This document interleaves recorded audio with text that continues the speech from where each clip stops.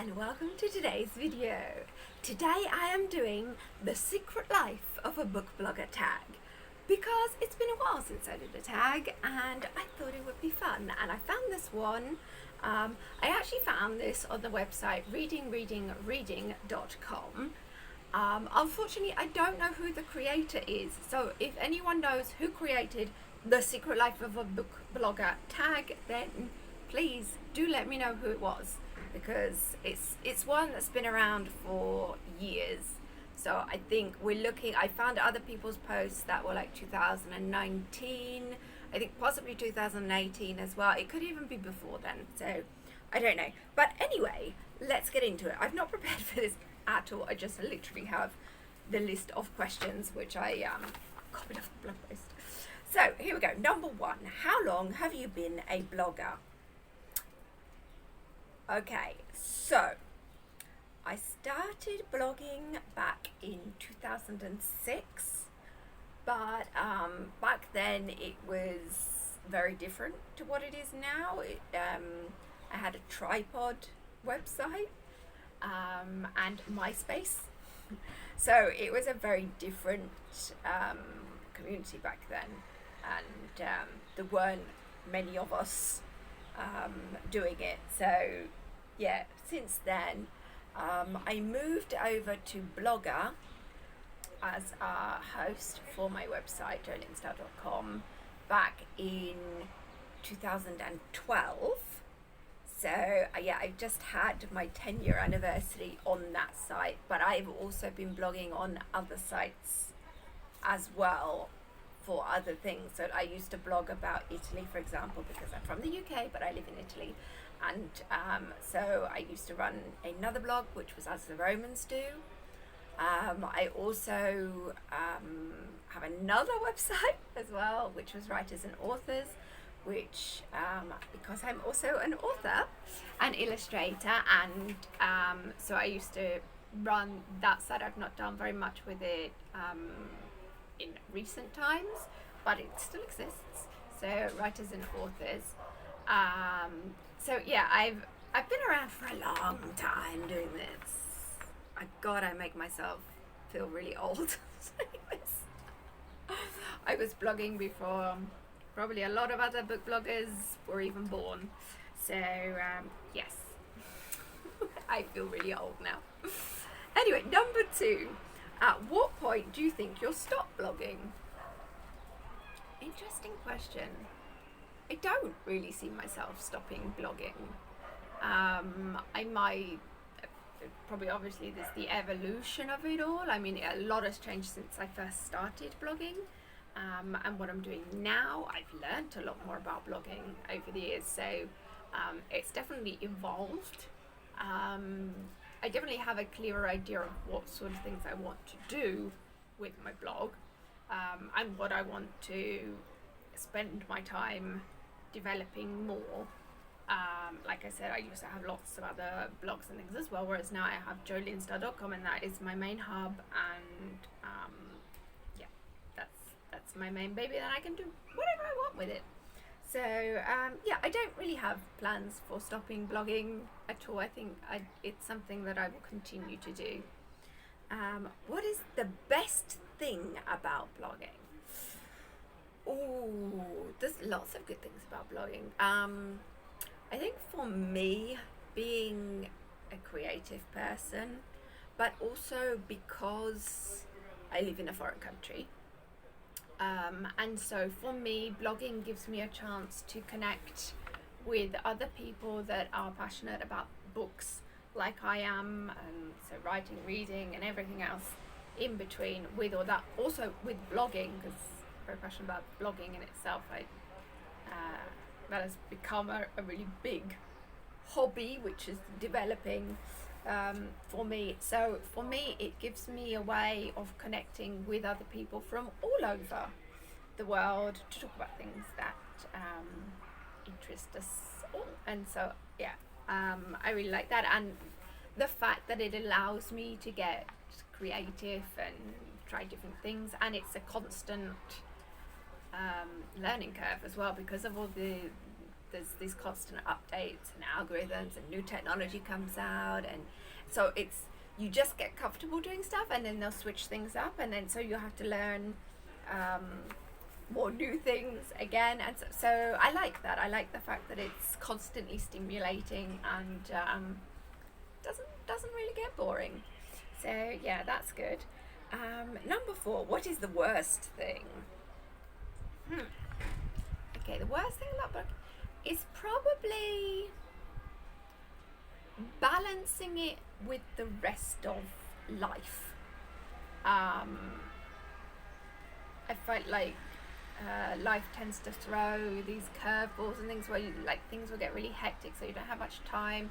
Or for me personally, that I have a lot of health issues and stuff, so occasionally struggle with those, and so it's a bit of a struggle at times to keep up with the blogging, because when you take the time away and you see the drop in page views because you're not posting as constantly as you were or whatever, yeah, that's probably the worst part of it, the fact that you have to remain consistent to keep up the results on it. And what do you do to make it okay? Okay, so this is a 2-part question. What do I do to make it okay? Just roll with it, I guess. It's one of those things I've just learned to accept. There's going to be ups and downs. It's normal for blog traffic to be up one month, down more the next, because also a lot depends on which month of the year it is. There are months which tend to be slower in general for everybody, and other months where things like really peak and things. So yeah, I make it okay by just accepting it for what it is. That's how it is. There's ups and downs. The important thing is to keep going and keep motivation up, keep being creative, and just doing what I love doing. So people do come back, and it does go back up, and you set new personal best and things, and so it's part of the journey. Number 5, how long does it take you to find pictures to use? Okay, this literally seconds. I tend to use Canva as my go-to for creating the graphics for my blog. I have templates set up that I use. They have a lot of free images which are usable as well. I tend to take those and edit them through Canva to adapt them to the branding of my site, but it's something that is now so automatic, it really is literally seconds, minutes at most. So yeah, not very long at all to do that. Okay, number 6, who is your book crush? Oh wow, now that is a tough question because there is so many. I've read so many books now that I mean, obviously there's the classics like Mr. Darcy and things like that, but then there's so many others as well. Even like in romance reads, I've read so many like quick romance reads where the male lead has been like, wow, super crush, but then I like forget what their name was afterwards. So yeah, there's lots anyway. Not anyone like in particular, but there's lots. Number 7, what author would you like to have on your blog? Oh, that is a good question. I don't tend to do I used to do lots of author interviews and things over on Writers and Authors. On LInsdell.com, I don't tend to do interviews with authors. I've done interviews with other book bloggers and things, but with actual authors. But again, this doesn't say interview, so this could be just like hosting them for a post or something. See, now that's where it would get more interesting. Obviously there are lots of like big name, like Dean Koontz, for example. I have loved his books since I was a teenager, and I have read a work. I would love to have him over on the website. There's a lot of like newer authors as well, which are just sort of discovering, like Gillian Libby. She wrote the 4 Ways to Wear a Dress, which has just come out.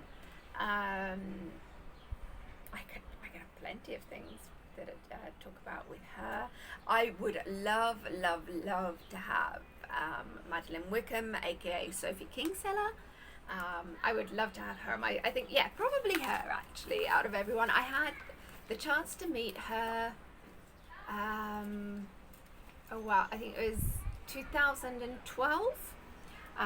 We hung out together at a literary event that they did here in Rome, and she was absolutely lovely, and I have to say I am a huge fan of her work. I am, you know, Shopaholic, the whole series was awesome, and but not even, I've read like loads of other, I think my favorite book by her was probably 20s Girl, but I've read like loads of hers, so I would definitely love to have her on the blog because she was so lovely in person. I definitely have more to talk to her about. Also maybe someone like Freya North as well. There's lots actually. There's lots for that one as well. Okay, number 8. What do you wear when you write your blog posts? Clothes, mainly. Whatever I happen to be wearing on that day. I guess I tend to dress kind of comfy most of the time. Like today, got just like a vest top and a pair of shorts on. Very comfy and stuff. The main thing is because here in Italy it's incredibly hot during the summer, and so this is just like my basic summer wardrobe is vest top and shorts. Comfy ones as well. We're talking elasticated waist shorts here, nice and loose, and lightweight. So yeah, generally that. If it's in the winter, I will probably have on like mega fleece hoodie and either jeans or leggings, something like that. But yeah, comfort is key, people. Comfort is key. So yeah, probably something like that. Number 9, how long does it take you to prepare? Well, a lot of that depends on the actual post. If I'm doing a book review, not very long at all, because I film the video review for it, and that's just then embedding the code from YouTube, and I have template already set up. I'm a big fan of templates, in case you hadn't realized. So yeah, I have a template set up for book reviews, and so I just then insert the synopsis for the book and the links, the buy links and everything. It doesn't take me very long at all. We're talking like 10 minutes tops to set up the post if it's something like that. If it's one of my longer posts, like a discussion post, or it's one of my tutorials or idea posts, because I do a lot of those as well. I like doing posts to talk about the more technical aspects of book blogging and things as well. So like finding inspiration, different types of blog posts that you can do, but also the how to use like the metadata and things like that as well, how to leverage your blog posts and stuff like that. So they tend to take a little bit longer to do. In some cases, maybe a couple of hours. But yeah, that would probably be tops, I think, doing that. Others maybe would take me a couple of days, but then it's like, 20 minutes here, 20 minutes there kind of thing, doing it. But yeah, probably not more than like 2 hours, I thought, to do that. Number 10, how do you feel about the blogging community? I love the blogging community. It's one of the things that makes me want to keep doing, being a book blogger, because that is an awesome community to go with it. I mean, obviously I cross over into other platforms as well. So I have, my main hub is my blog, my website, LInsdell.com. That is where like my big investment is into time-wise and things and pushing the content, but also have obviously my YouTube channel, and particularly on Twitter for social media, and so the whole community. I'm also on Facebook and other places as well, but those are like my main places where I hang out and am part of the blogging community, if you like. And I have to say, for the most part, every now and then there's a bit of drama or whatever, but you don't have to get pulled into the drama, people. Just saying, you know, you can just keep scrolling and just let the other people deal with it. But yeah, so on the whole, absolutely amazing. I absolutely love them. They are like my extended family in some cases now. We have like a really good friendship with lots of different groups and things, which I'm part of. But I love them all. They're awesome. And the last question: what do you think one should do to create a successful blog? Oh, success. See, success is something that is very singular for each person. I think in general terms, successful blog.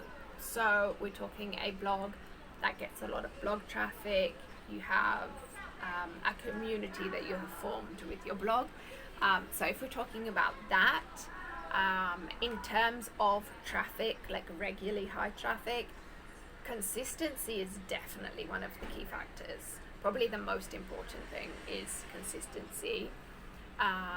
Also, SEO in general, knowing how to optimize your posts, both for the readers, but also for search engines and things as well.